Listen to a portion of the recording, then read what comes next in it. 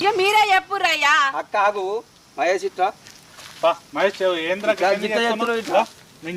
చెప్పినట్టు నేను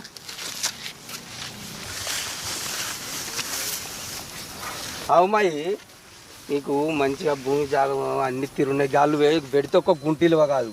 నీ భార్య మంచిది ఎలా రేక పిల్లలు లేక ఎడుతున్నారు. అంత మంచి భార్యను వదులుకోకు, పిల్లగాళ్ళతో మంచిగా ఉండాలి.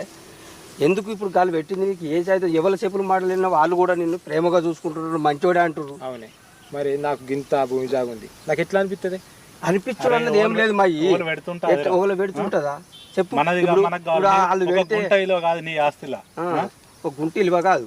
ఎందుకు నువ్వు తొందరపడకు, ఆమెకు ఆపరేషన్ చేయించుకోవాలి. ఇవాళ రేపు పిల్లలు కాక 1000 లక్షలు ఖర్చు అవుతున్నాయి.